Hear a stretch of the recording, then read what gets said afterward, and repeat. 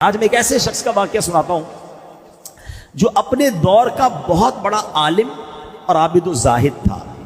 کیسا عالم تھا کہ اس کو اسم اعظم کا علم تھا، اپنی جگہ پر بیٹھتا تھا اور اپنی روحانیت سے عرش اعظم کو دیکھ لیتا تھا۔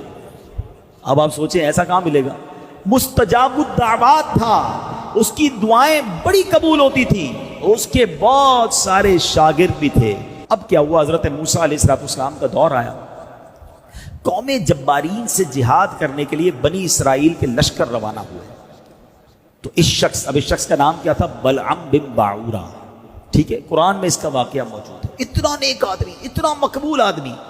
اب بلعم بن باعورہ کے پاس اس کی قوم گھبرائی ہوئی آئی اور کہا کہ حضرت موسیٰ علیہ السلام ایک بہت بڑا طاقتور لشکر لے کر ہم پر حملہ آور ہو رہے ہیں اور وہ چاہتے ہیں کہ ہماری زمینوں سے نکال کر یہ زمینیں جو ہے وہ بنی اسرائیل کو دے دیں۔ آپ مستجاب الدعوات ہیں، آپ حضرت موسیٰ علیہ السلام کے لیے ایسی بد دعا کر دیں کہ وہ شکست کھا کر واپس چلے جائیں۔ اب یہ کانپ گیا، اس کو معلوم تو تھا کہ وہ اللہ کے نبی ہیں۔ تو وہ کہتا ہے تمہارا برا ہو خدا کی پناہ، تم جانتے ہو کس کے بارے میں بات کر رہے ہو؟ حضرت موسیٰ علیہ السلام تو اللہ کے رسول ہیں، میں ان کے خلاف کیسے بد دعا کر سکتا ہوں؟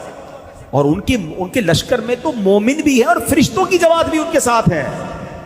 اب یہ قوم رونے لگی، گر گرانے لگی، اصرار کرنے لگی۔ تو اس نے کہا میں چلو استخارہ کر لیتا ہوں، اگر اجازت مل گئی تو پھر دیکھتے ہیں۔ استخارہ کیا تو استخارے میں بھی بد دعا کی اجازت نہ آئی۔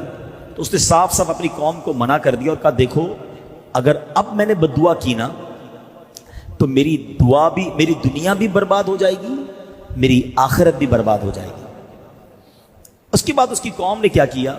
پلان بی، بڑے تحائف، مہنگے مہنگے تحائف، پیسے لے کر بڑے گراں قدر بڑے چیزیں لے کر اس کے پاس گئے اور کہا کہ یہ سارے تحفے آپ رکھ لیں، بس آپ دعا کر دیں۔ اب حب مال کی محبت یہ آنکھوں پر ایسا پردہ ڈال دیتی ہے کہ جب پیسہ سامنے نظر آتا ہے بندے کو دنیا کی چیزیں نظر آتی ہیں۔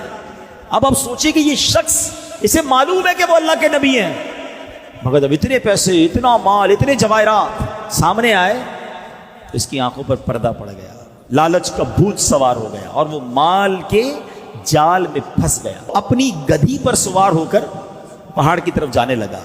راستے میں بار بار وہ گدھی رک جاتی، مڑ جاتی، آگے نہ چلتی۔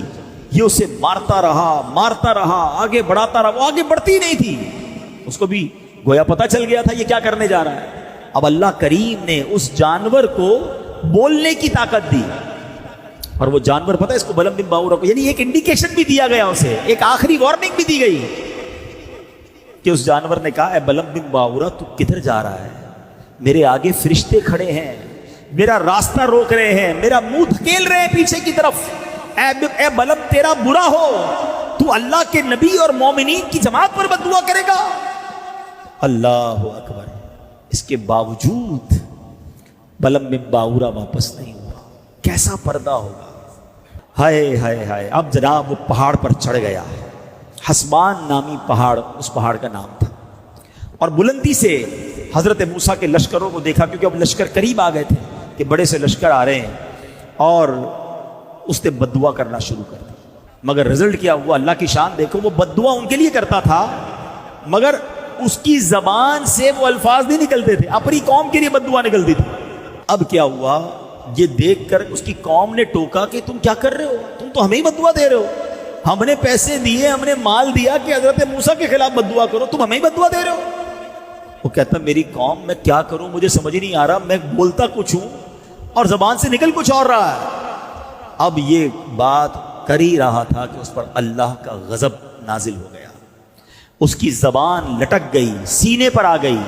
اس وقت بلعم بن باعورہ نے رو رو کر اپنی قوم سے کہا کہ افسوس، میری دنیا اور آخرت دونوں برباد ہو گئی، میرا ایمان جاتا رہا اور میں قہر قہار اور غضب جبار میں گرفتار ہو گیا۔ اب میری کوئی دعا قبول نہیں ہو سکتی، میں برباد ہو گیا۔ اب اس مکار نے، اس برباد شخص نے کہا کہ میں تو ہو گیا برباد، اب میں تمہیں ایک طریقہ بتا دیتا ہوں، دعا تو میری کامیاب نہیں ہوئی، لیکن تم اگر حضرت موسیٰ علیہ السلام کے لشکروں کو شکست دینا چاہتے ہو تو تم لوگ ہزاروں خوبصورت لڑکیوں کو بہترین کپڑے اور زیورات پہناؤ اور بنی اسرائیل کے لشکر میں بھیج دو۔ اس لشکر میں کسی ایک شخص نے بھی غلط کام کر لیا تو پھر اس لشکر پر عذاب نازل ہو جائے گا، اس لشکر کو شکست ہو جائے گی۔ اور ایسا ہی ہوا کہ اس لشکر میں ایک شخص نے برا کام کیا اور وہ لشکر جو ہے اس کے اندر طاعون کا مرض پھیلا، پلیگ جس کو کہتے ہیں، اور گھنٹے بھر میں 70,000 افراد مر گئے اور سارا لشکر تتر بتر ہو کر نامراد واپس آ گیا۔ حضرت موسیٰ علیہ السلام کے قلب پر بڑا افسوس ہوا۔ اب دو بڑی اہم باتیں سمجھنی ہیں۔ مال کی لالچ انسان کو کہاں لے جا سکتی ہے؟ مال کی محبت دل میں ایسی مت داخل ہونے دینا کہ جب آنکھوں پر پردہ آ جائے تو بندہ بہت سارے حرام کام کر جاتا ہے۔